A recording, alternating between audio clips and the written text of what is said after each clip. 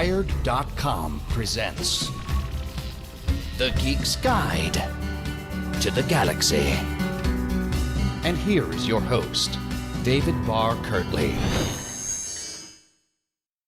Hello, and welcome to episode 168 of Geek's Guide to the Galaxy. Today on the show, we'll be discussing some of the books in the new Star Wars canon, and I'm joined by two guests. So first up, we've got Chuck Wendig. As a game designer, he's contributed over 2 million words of material to the game industry, and he blogs about writing and pop culture at terribleminds.com. He also co-wrote the short film Pandemic, and his recent books include Mockingbird and Zeros.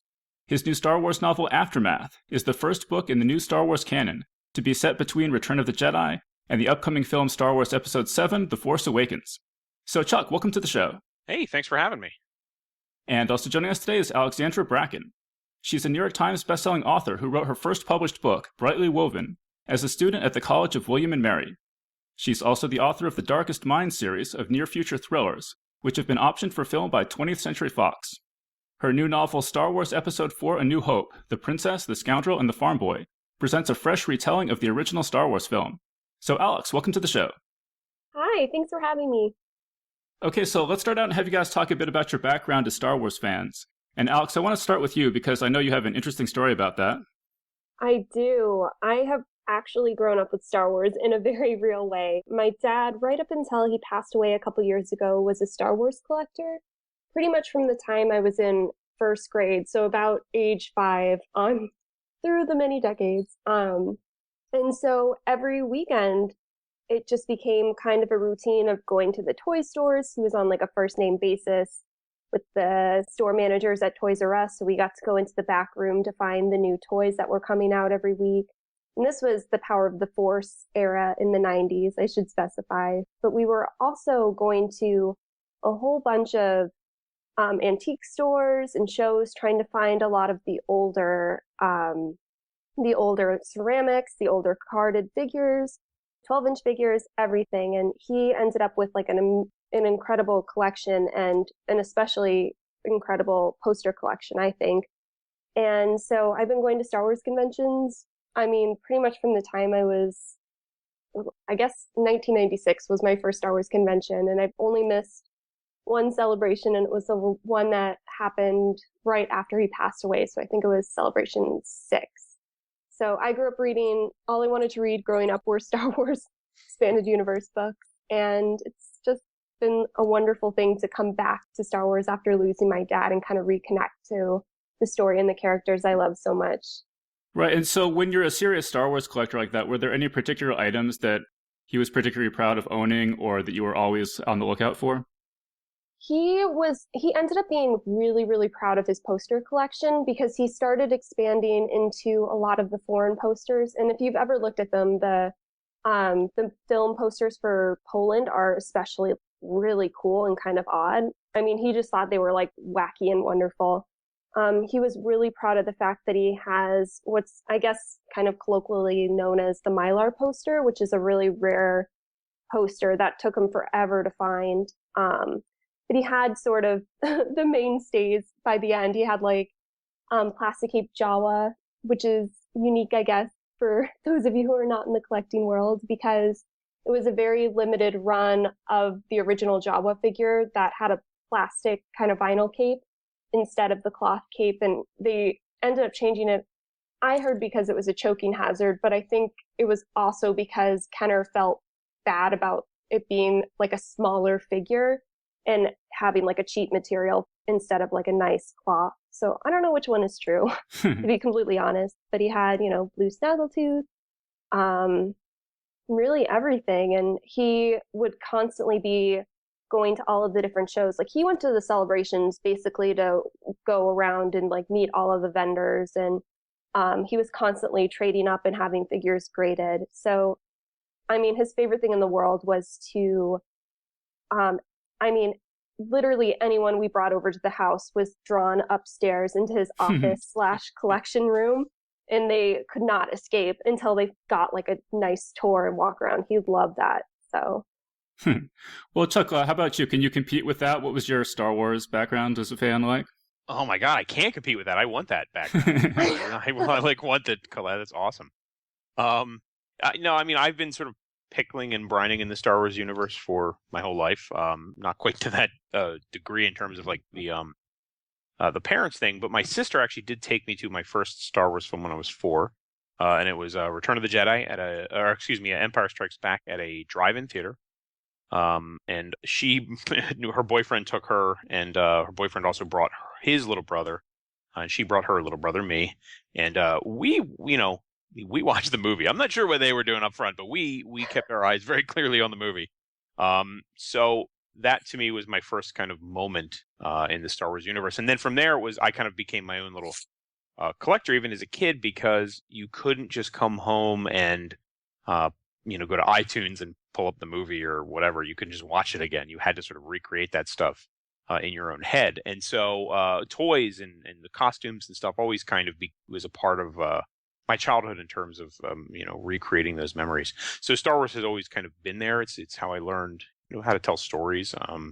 It's one of the things that sort of brought me together with friends, and it brought me together with family. And now my own 4-year-old son is getting into Star Wars just at the time there's a new movie coming out. So it's sort of this lovely kind of generational thing. And it's a thing that actually feeds into the book. Aftermath does a lot of effort to actually sort of talk about the generational component of Star Wars and the generational component of, there being these multiple wars and these multiple iterations of what's going on in the story worlds. Yeah. Well, Alex was talking about these Star Wars celebrations and conventions and things. Did you ever get drawn into that world? No, I've actually never been. I would like to hopefully go this next year to Celebration. That would be awesome. And so, Alex, tell us a bit more about these conventions and things. Do you have any memorable experiences from attending them? Oh my gosh. Okay. So each one, I feel like I have like a very random memory from each one. So the first convention I went to was in Arizona. It was put on by a toy store that was then called Empire of Toys and is now called Toy Anxiety, which is owned by a man named Ron Lewis, who we jokingly refer to as Uncle Ron because he was the main supplier of Star Wars vintage toys to my dad by the end. He just became a close family friend. But the store, and I think like Steve Sansweet was involved with arranging this like mini convention. I dressed up as speeder bike Princess Leia from Endor. And I also made a matching diorama, and I did not win the costume contest, but I won the diorama contest, which is still a point of pride. I'm not going to lie. And that one was really memorable because it was the first time, I got to have FaceTime with a lot of the stars. So like Kenny Baker was there. Peter Mayhew was there. Just like so many of these actors who were willing to sit and chat with you and wanted to take photos with you. And that was my first real experience with any sort of convention. And then Celebration 1 was in Denver. And it was at sort of I'm trying to remember, I think it was the Aerospace Museum, maybe? I can't remember the exact name, but that one is memorable because it was so cold and it rained the entire time that all of the outdoor booths basically flooded. All of the vendors were complaining about like damaged merchandise.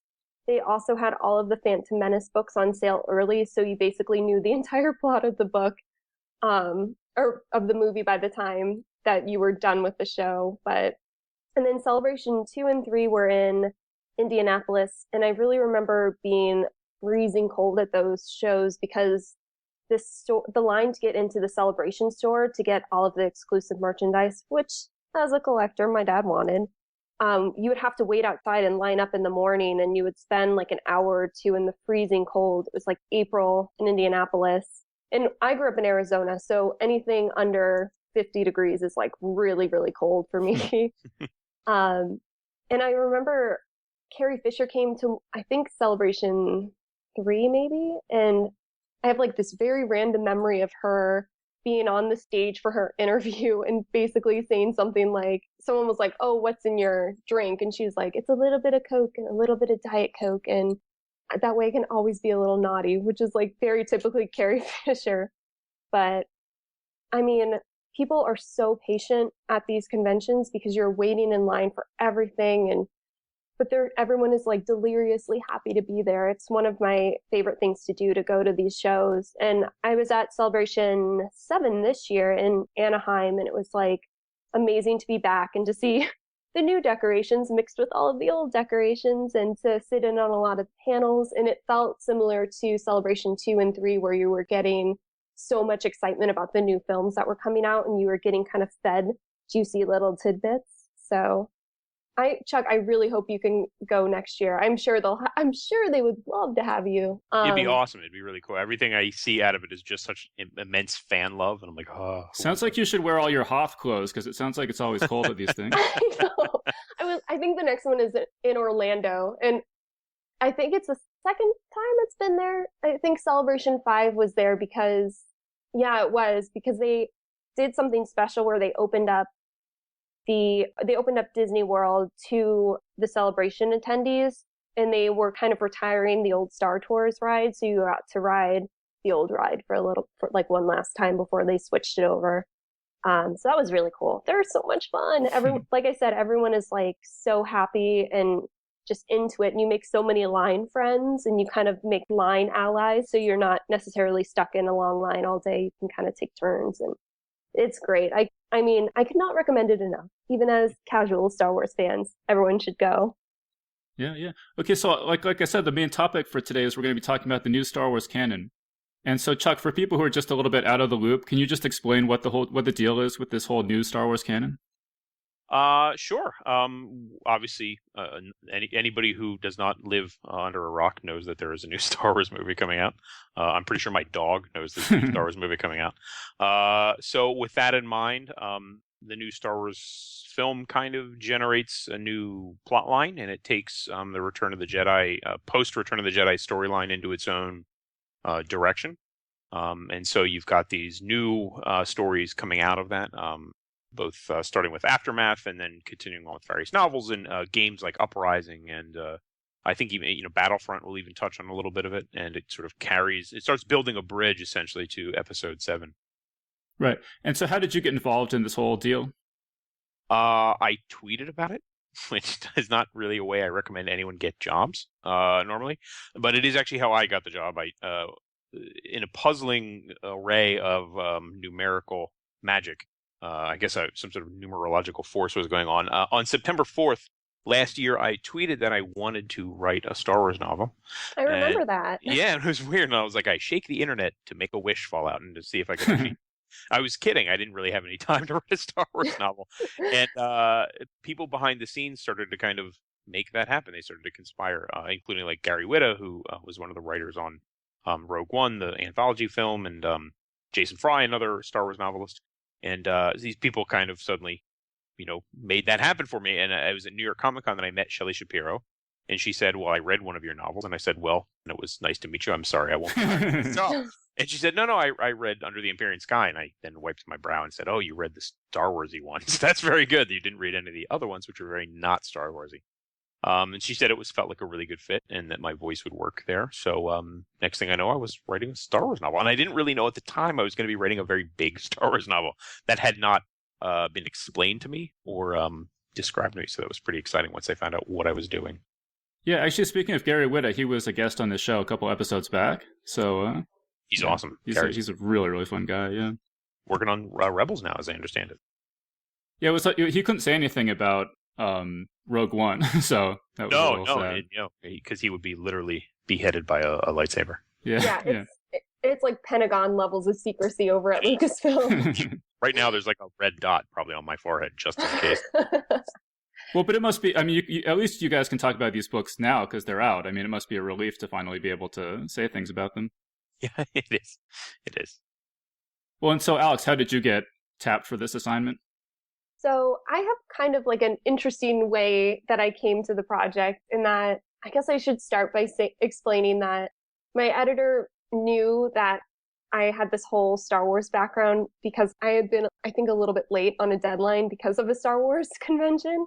So she knew and knew about my dad and all of that. And we have a big convention in publishing every year in New York called BEA, which is Book Expo America. And the publishers usually have a kind of dinner, and they are presenting authors and titles to booksellers and news people and, the whole media crowd.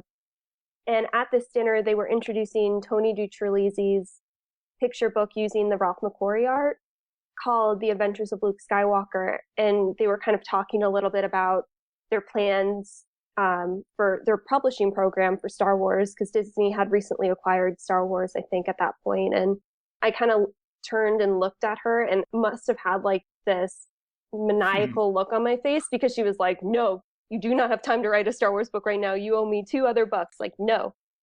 So I actually am sort of like, I guess, a little bit of a pinch hitter maybe, because originally R.J. Palacio, who's the author of the wonderful middle grade book Wonder, was scheduled to write the adaptation of A New Hope, and she had to back out because her schedule, I think, is absolutely bonkers.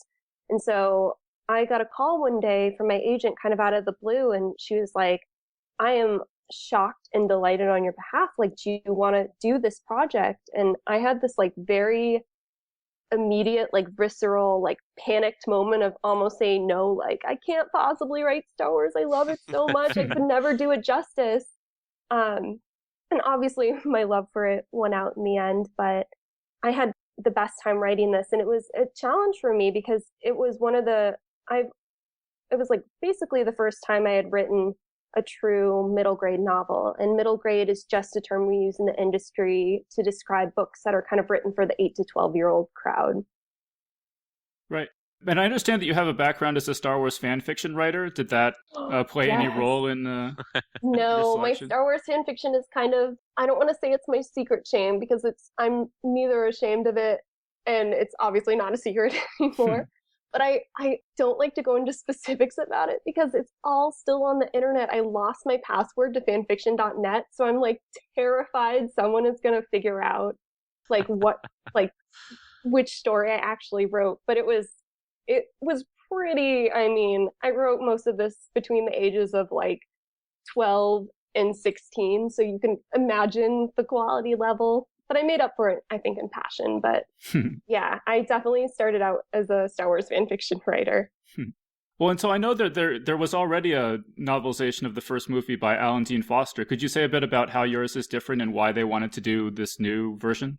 Yeah, of course. So my understanding, the way that this project was pitched to me, was that they really, Lucasfilm and Disney Publishing worldwide, felt like a lot of the kids today who were born, decades after the original trilogy came out are entering the series through Rebels and through the Clone Wars animated series and even through the prequels. So I think they felt that with the reintroduction of the original threesome of Han, Luke, and Leia in the new films, they kind of wanted to go back and basically have a new retelling series of the original trilogy. And we were pretty much given permission to like go at it and have fun with it and approach it from any direction we like. So all 3 of the novelizations are so different from each other, and they reflect kind of our personal style and our priorities as storytellers. So we're not really messing with the story itself, but we're finding different ways of retelling it and in different formats. So for instance, in mine, my retelling is, just the straight plot of A New Hope all the way through, but it's divided between the tight third-person point of view of Leia, who opens the book, and then it switches over to Han in the middle section, pretty much from the cantina scene all the way until Obi-Wan's death, and then it ends with Luke. So the challenges of that were figuring out the priorities of each character and kind of really zooming in on their characterization and mining different elements of their personality, especially with Leia, because she gets so little screen time in the film, and she's not, I would say, not quite as developed as Luke's arc or even Han's arc in the story. So I pitched this to my editor as basically being the Star Wars Breakfast Club. So the title is sort of like a nod to that, and the idea of like playing with the simple labels that the characters give themselves and others try to pin on them. So Leia is really dealing with the fact that she gets dismissed as a pretty princess, sort of like the Kate Middleton effect, where she's a young senator and she's hungry for change, and she gets kind of brushed aside by the HoloNet reporters and the other senators. and they basically are more interested in what she's wearing. And Han is really focused on the idea of him struggling with wanting to have something to believe in, but also holding firm to his own personal code of ethics. And Luke was really fun too, because Luke is a little bit of a blank slate. So I really focused in on something that actually was sparked by something I've read in Brian Daley's radio adaptation of A New Hope. I think that came out in the early 80s, maybe, about the idea that Luke was basically raised in poverty and didn't necessarily have the same opportunities as his friend Biggs did, and sort of casting Luke in that light as someone who is sort of making his own destiny, I guess. Huh. Well, so you mentioned drawing from the radio play. Did you draw from anything else, like the Foster novel or any other expanded universe kind of stuff? When I was first talking to my editor, Mike Siglain, he basically said the two scripts, the two sources that we consider canon, and if not, we will tell you when we review the manuscript. The two like safe sources to pull from are the radio adaptation and the Star Wars script. And so everything else, he was like, in theory, as long as it doesn't contradict something that will happen in the movies later on down the road, or something that is sort of established in the films, like you can really have fun with it, and you can do the off-camera scenes, and you can kind of play a little bit with their backstory, but not a ton. So with the radio drama, I had the privilege of being able to adapt directly from it. And as someone who grew up reading the expanded universe, I was constantly trying to find ways to slip in little tidbits from the expanded universe, sort of as like a little mini rebellion. I guess I should start calling it Legends. I need to get in the habit of calling it that.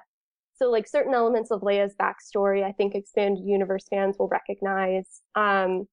The only thing that I really was not allowed to include was like the traditional backstory of how Han met Chewie, which I guess I did not realize had never actually been depicted in a book series, but had been sort of like generally accepted as to how he met Chewie, and he sort of set Chewie free, and they PO'd him at dead and all of that business. And that was really the only clue that I had that they were eventually going to make a Han Solo film, the young Han Solo film, was because they were like, nope, nothing about Han's past, nothing at all. Well, I mean, Chuck, do you want to talk about this too, in terms of how much of the idea of the book were you given, and what were your constraints in writing it, and what were you allowed to play with or make up on your own?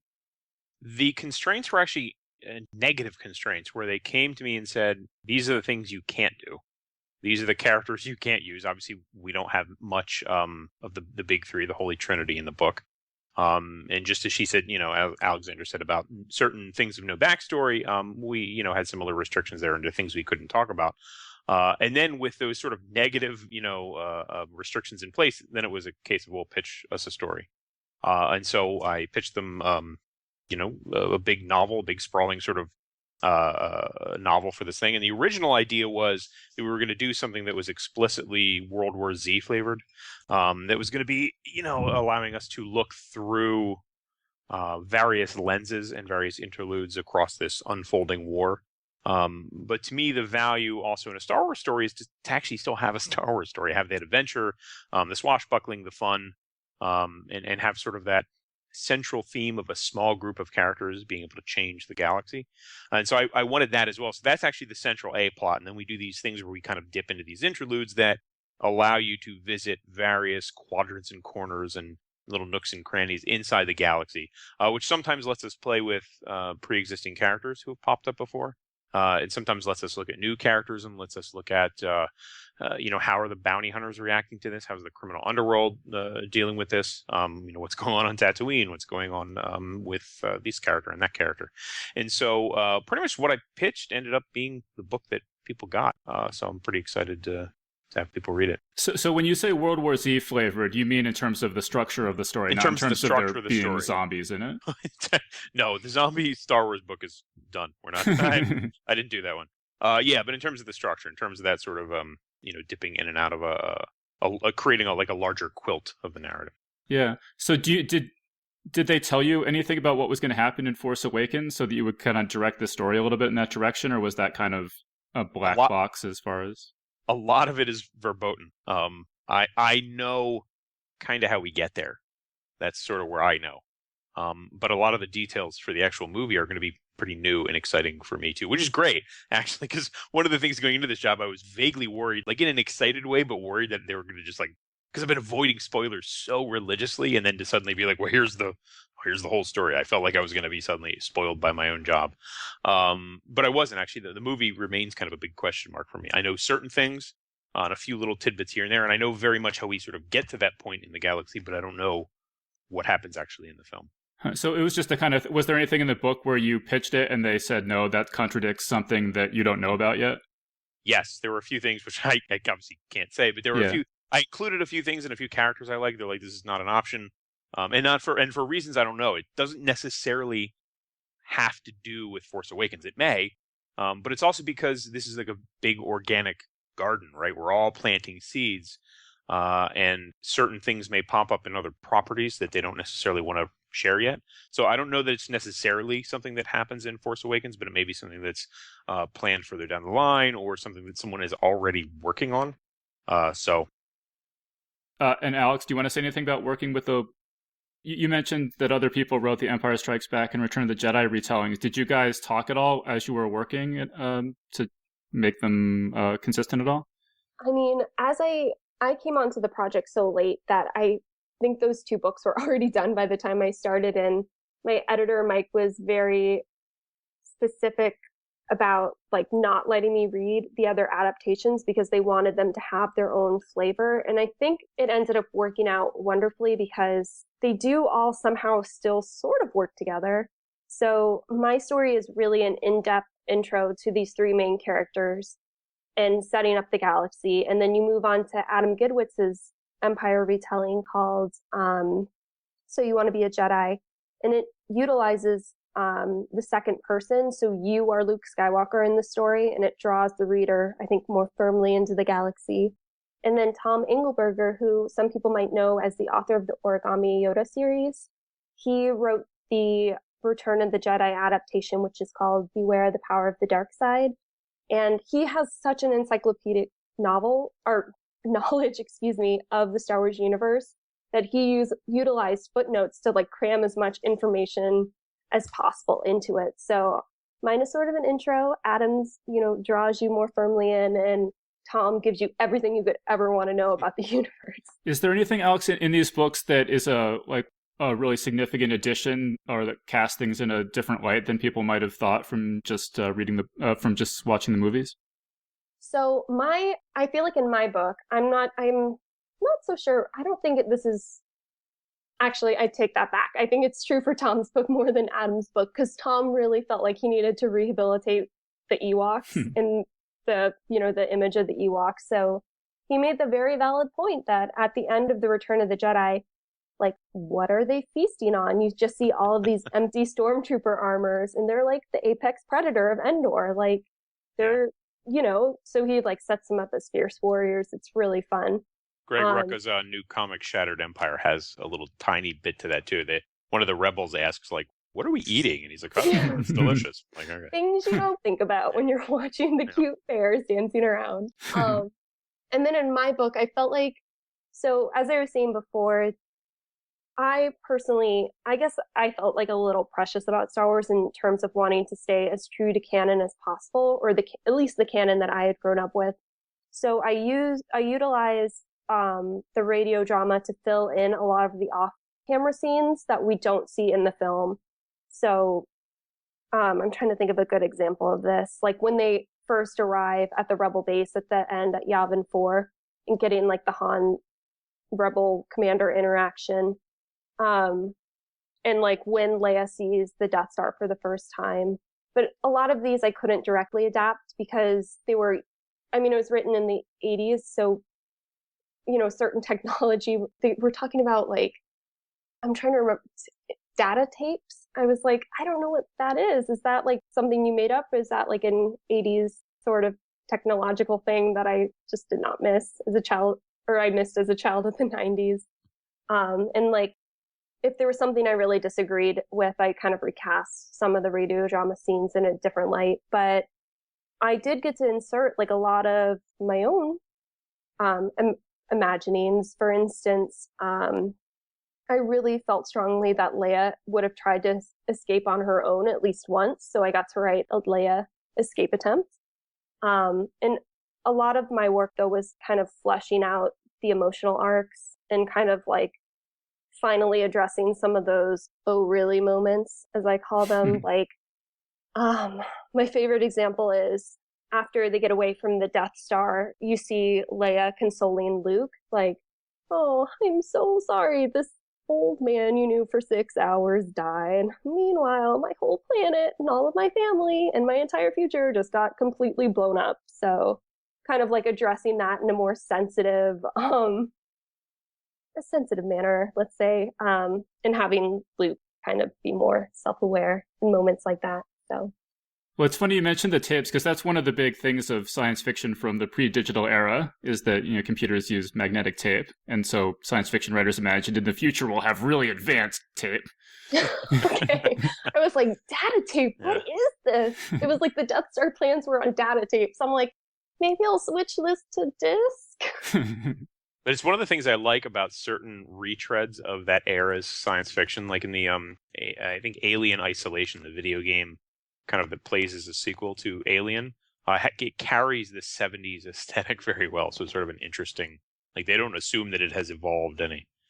Oh, well, Chuck, why don't you tell us just about the plot of Aftermath? Just what kind of characters and world did you invent for the book? Sure. It's the book begins with everybody's favorite pilot who doesn't get too much screen time in the films, Wedge Antilles, stumbling. He's basically trying to suss out the supply lines for the Empire. The Empire is failing, but they still are capable of doing attacks on the fledgling New Republic, and so they're trying to find these supply lines. So he susses out something far worse than the supply lines, in that he discovers a secret meeting of Imperials on this planet, this backwater outer rim planet, this jungle world of Akiva. And there he discovers that these Imperials are actually basically, it's like a secret cabal looking to figure out how exactly the Empire moves forward. What will the shape of the Empire be? Will they have an emperor? How do they survive? Or do they surrender? And he, stumbles into that and gets captured, and then has to be rescued by a ragtag group of really like miscreants who sort of dial up that, that broken group of heroes that you sort of get from A New Hope. You have a pilot who's got PTSD. You've got a bounty hunter. You've got a washed up AWOL Imperial loyalty officer. You have the pilot's son, who has built this maniac bodyguard droid from an old battle droid, so he calls him Mr. Bones. And this group of miscreants sort of have to come together and both save Wedge and interrupt this meeting and discover the truth of what's going on behind the scenes. Well, yeah, and the battle droid character is Mr. Bones, right? You want to talk about why did you decide to use one of the battle droids in your story? Sure. First of all, one of the values of going forward in this new universe, in this canon, is that it allows us to acknowledge that the prequels and all the surrounding world building around the prequels, like the TV show The Clone Wars and also Rebels, which comes after, existed. It's something you don't necessarily see in the old EU, because you couldn't. It wasn't obviously the fault of the EU, but those things simply didn't exist yet. So to be able to refer back to certain things and certain artifacts that exist is cool. And then on the other hand, the battle droids were sort of terrible. Like, they were like the most inept fighting force in all of Star Wars history. I mean, stormtroopers are notorious for literally not being able to hit anything.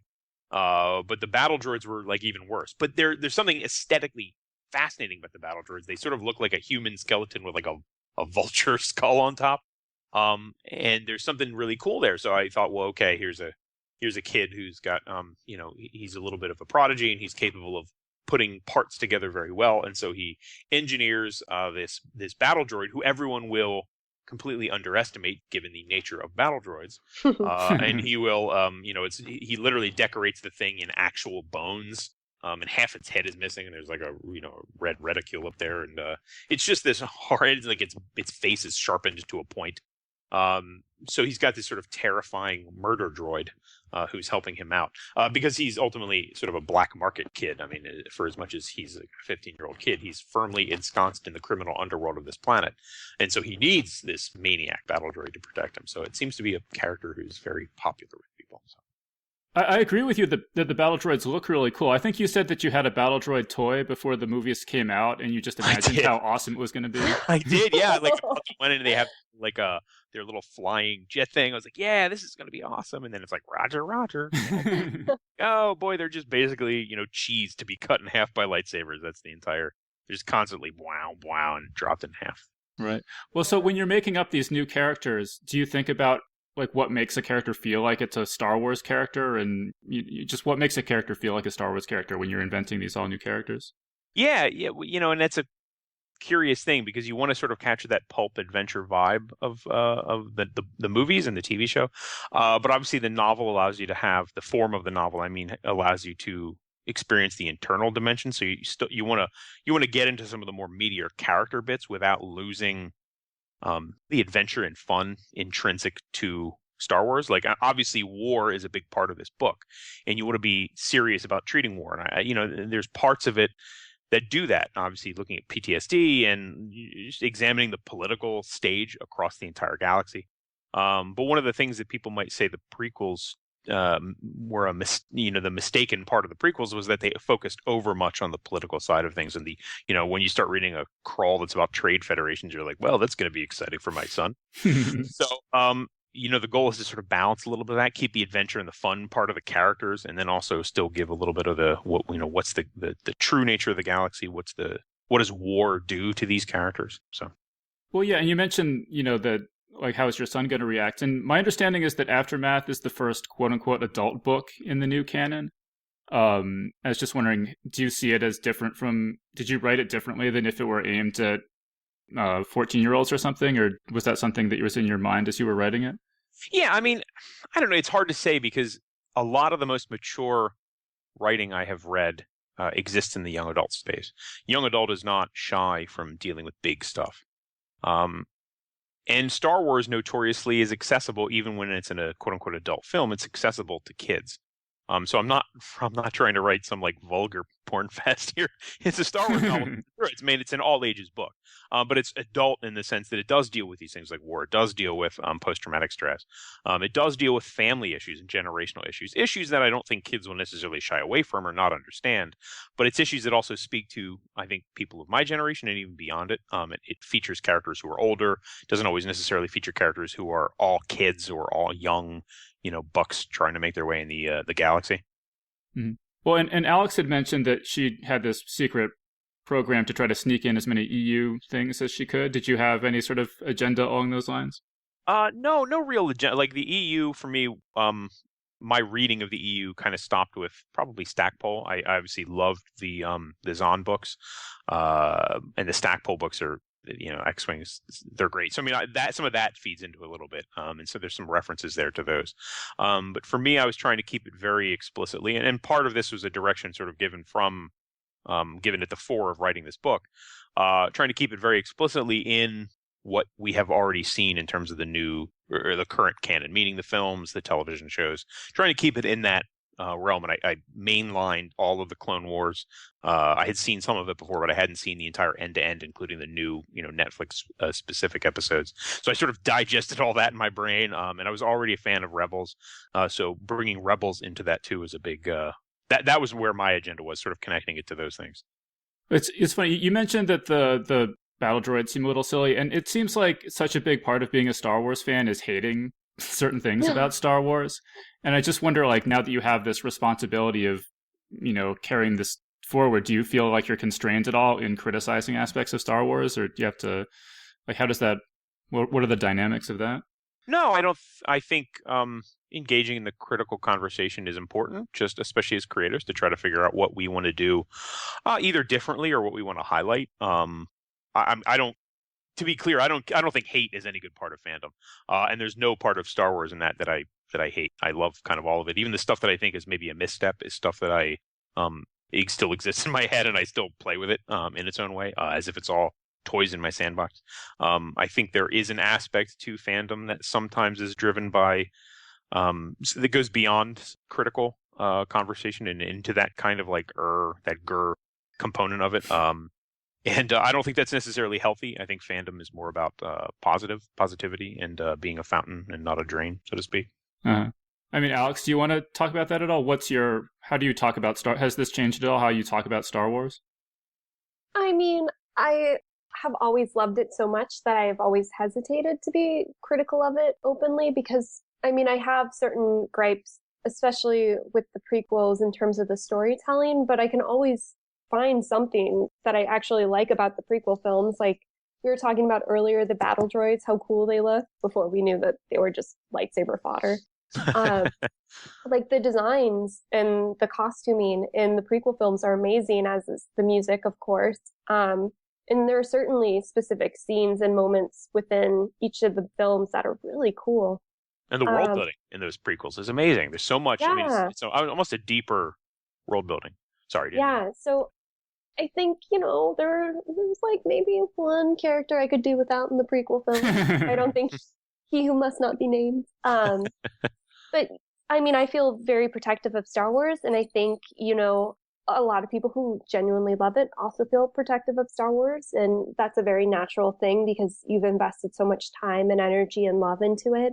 So I think, my reading on the fandom is that people are everyone's excited about the new film, but there are like some people are more cautiously excited about it because I think they felt maybe burned in the past. And I know people were not necessarily thrilled that the EU was sort of being brushed aside when they had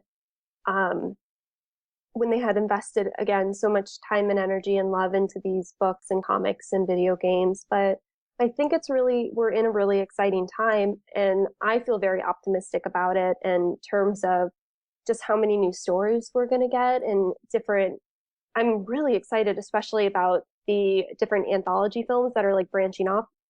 Just all of these side stories that we're going to get. Like, how cool to see how the Death Star plans were stolen. That is like something I have never even thought to really imagine, but it must have been really dramatic and like really, really dangerous. And I like that we're going to be playing with like tones where, the Han Solo movies are probably going to have a slightly different tone than, say, Rogue One.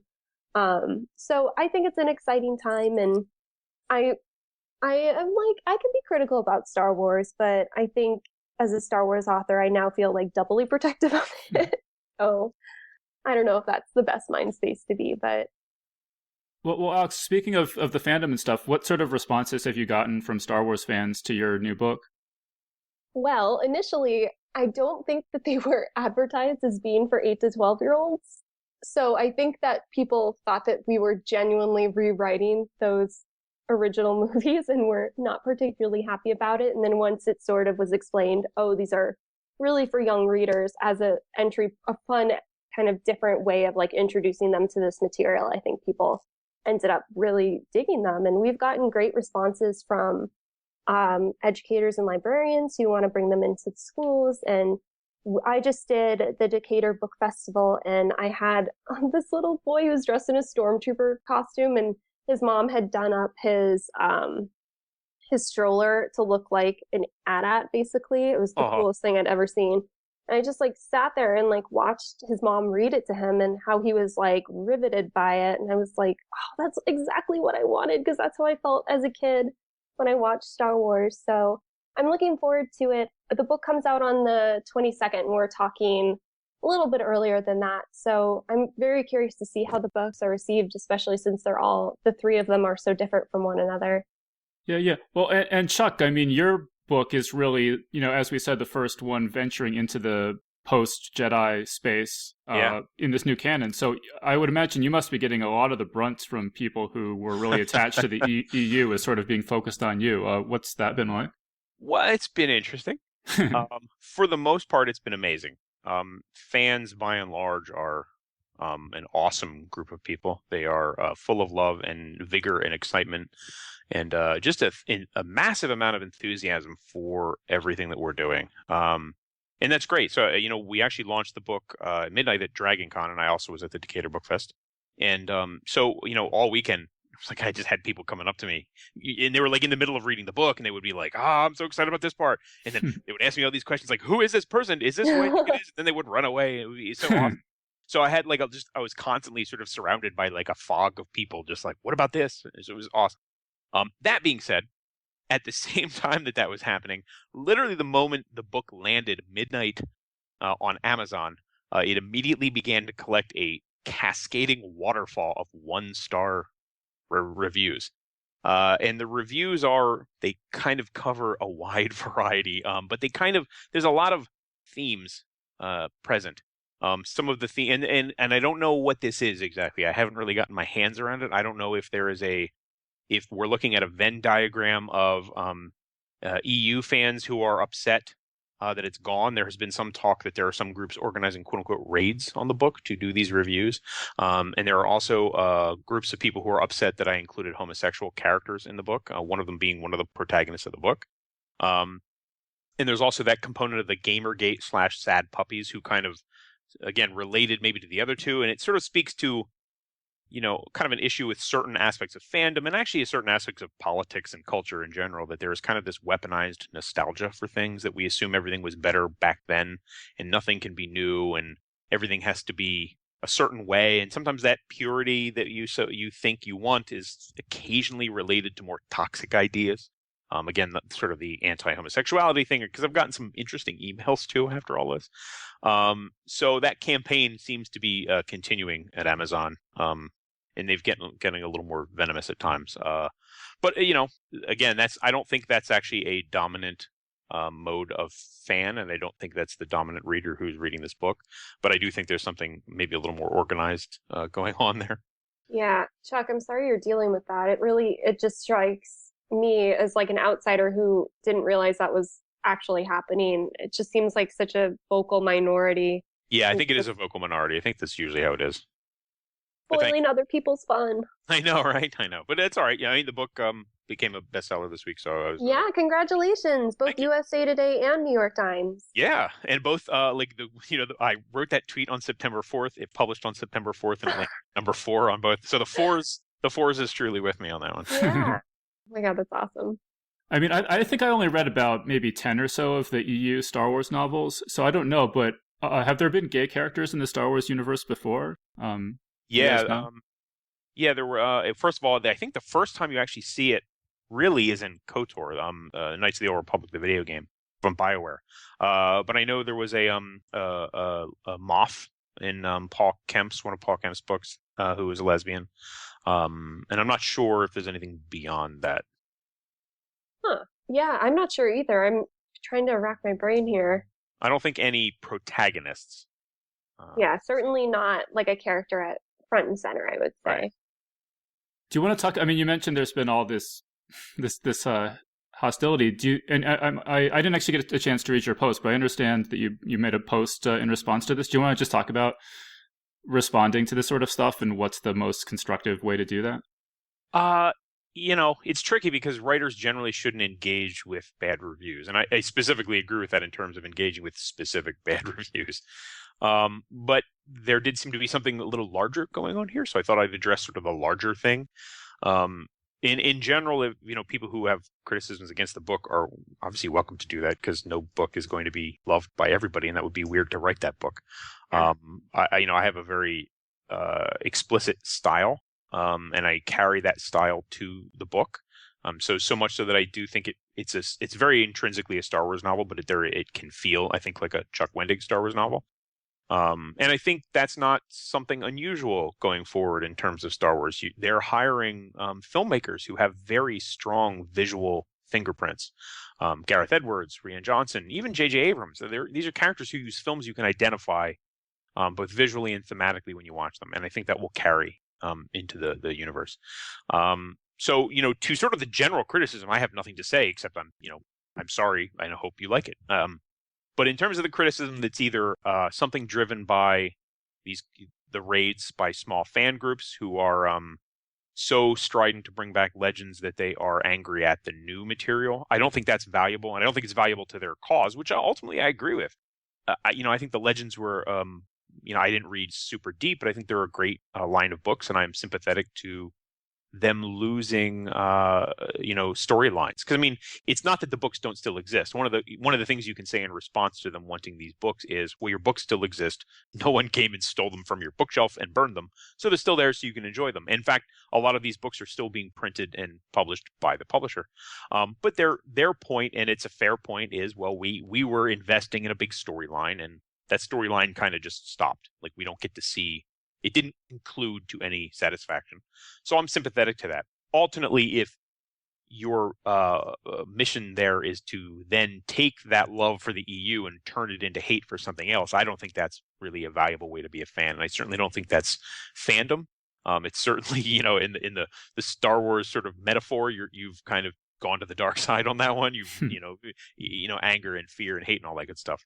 And then the larger message is for obviously people who don't want to see homosexual characters or any sort of LGBT representation inside a galaxy far, far away. It's very strange that they're comfortable with aliens and lasers and lightsabers, but they can't really stomach that weird thing. Like, someone in my blog today left a comment that they're like, well, I'm not a homophobe, but, and of course anytime they say the but, you're like, well, okay, here it comes. Let's just buckle down for that. And he said, like, I don't read Star Wars to read about the real world. So why do you have to have this political intrusion of homosexual characters? And it's such a puzzling thing, because that assumes that straight characters are such a default that they couldn't possibly be political, that there's no, it's just, well, that's just how everything is. That's the default. That's normal. And so I don't have to feel weird about normal. But that's a very toxic idea. And it's troubling to me. And so, for me, my message there was, you are actually the Empire. Like, your congratulations. You have if you think that Luke Skywalker is sitting around in those films, be like, oh God, there's a gay guy next to me, then maybe you really have watched those films, and maybe you misunderstand kind of the awesomeness of the light side and the awesomeness of the Jedi, and what maybe these films are trying to get us to think about. It seems so strange to me, too, because the inception of Star Wars, as I understand it, is that Lucas wanted to talk about the Vietnam War. Right. So it's not as if he's like, hey, you're getting politics into my Star Wars where it doesn't belong. I mean, that's the whole... Right. Science fiction is notoriously political, even when it's not overtly political. It has a great value and advantage to be able to be forward-facing. Star Trek has been very political and very progressive in many ways. And I think it's puzzling to me that there is a sudden urge, sort of represented too by that Sad Puppies Hugo's Award sort of controversy, of people who they look back to a time of science fiction that actually maybe never existed, or at least not in a big as way they think. They kind of want rocket ships and ray guns, they say, and then it's like, they kind of don't really want writers who are women, and they don't want characters who hearken to political ideas, and they don't want quote-unquote agenda-driven fiction, which is very strange to me when you don't want that in your science fiction. Yeah. I mean, Alex, do you want to add anything here, just in terms of the passing of the EU and people's feelings about it as a Star Wars fan? I mean, I remember when they announced the films, and my initial reaction was sort of like, wow, really? And also because I felt like I was now going to have to eat a ton of crow, because I had spent, the last however many years telling people they will never make a 7, 8, and 9, because now they have all of this material that, like, it's still centered on, the Holy Trinity upon Luke and Leia. So, like, those actors are so much older now, and Harrison Ford supposedly hates Han Solo, and, like, they would never do it. And I just had made the assumption that they would adapt from the material that exists out there. And it somehow never occurred to me that all of a sudden, all of these characters that I felt very attached to would suddenly, they wouldn't be gone, like you were saying, Chuck, but they wouldn't be, like, considered the solid truth, I guess. The real, yeah. The real. Yeah. And I felt like with the Legends, formerly known as the Expanded Universe, we lost a lot of, like, really strong female characters that were multidimensional. When, if you think about it, in the original trilogy, you really only had, 3 female named characters: Mon Mothma, Aunt Beru, and Leia. I don't think any of the other female characters actually have, like, stated names, let alone personalities, really, which is sad. And I think that's maybe why Zahn created Mara Jade, because he felt like there was a need for a really good juicy female character that wasn't necessarily just a type. So I was really sad about losing Mara, and I was sad about losing Jaina Solo, but I'm like it seems like a lot of these new characters are strong females, so I feel like hopeful and not so sad about it anymore, I guess. I've definitely fully gotten on this train going forward, but I do really understand where people are coming from and being upset, but I don't know that everyone is necessarily making their unhappiness known in a productive way, as you were saying, Chuck. So. All right, so we're pretty much out of time. Alex, you want to tell us, do you think you'll write any more Star Wars books? I'm hoping to. I would be very happy to. I have to tell you, when I wrote this one, I was so nervous about like sitting down at the computer every single day that I actually wrote it out by hand and then transferred it over to the computer, because somehow that felt like less pressure. So now that I've sort of like gotten through that mental and emotional hurdle of worrying that it wouldn't be good enough or it wouldn't do the story justice, I'm like ready to go and write something else. So if they have me back, I would love to. I would really like to write, again, as I was saying, I would really like to expand on Leia's past a little bit more as a senator, or maybe explore Padme a little bit more. There's a lot of like fun areas to play. It's like, I really feel like we're in an era of possibility with Star Wars. So if they'll have me back, I would love to. And Chuck, you have some more Star Wars books on the agenda? Sure. Aftermath is a trilogy. So this is just the first book, and I'm writing all three of them. So, is there anything you can tell us about the other books? They will be book-shaped and full of books. No spoilers. I know, no spoilers. Yeah, the lightsaber would come and chop your head off, I guess. If Right, you said yeah. anything, right? Yeah, the head would roll. And then try to read the books. All right, great. So I think we're going to wrap things up there. So we've been speaking with Chuck Wendig and Alexandra Bracken. So guys, thank you so much for joining us. Thank you. Thank you. And that was our panel. So big thanks again to Chuck Wendig and Alexandra Bracken for joining us on the show. Big thanks as well to everyone who's given us 5 stars on iTunes, including Poopmaster30234, who writes, Geek's Guide is required listening. Look, if you're a reader, writer, or science fiction fan of any stripe, and you're not listening to Geek's Guide, you're doing it wrong. There's no better one-stop shop to pick up recommendations, relevant criticism, and interviews regarding genre fiction. Geek's Guide keeps you well-rounded, well-informed, and saddled with a comfortably overstuffed Amazon wishlist. Also, Dave, you're amazing, but I am a struggling writer and I just got fired, so I can't do the Patreon thing. This is my token gesture of support. I mean every word. Keep fighting the good fight. So huge thanks again to Poopmaster30234 for that great review. And of course a special thank you to Johari Ismail and Lou Frederick, who both just signed up this week to support us on Patreon. Geek's Guide to the Galaxy is made possible thanks to support from listeners like you. So if you enjoy the show and want it to continue, please sign up to give us $1 or $2 per episode over at patreon.com/geeks. And if you'd prefer to make a one-time or fixed monthly contribution, you can do that over at geeksguideshow.com/crowdfunding. So big thanks again to everyone who's contributed. We really appreciate it. Alright, so that was our show. So thanks to everyone for listening, and we'll see you next time. The Geek's Guide to the Galaxy is a production of Wired.com.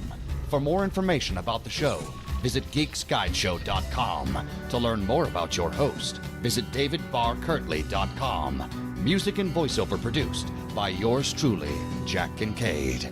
If you enjoyed this program, tell your friends. If you didn't enjoy it, tell no one. Thank you for listening.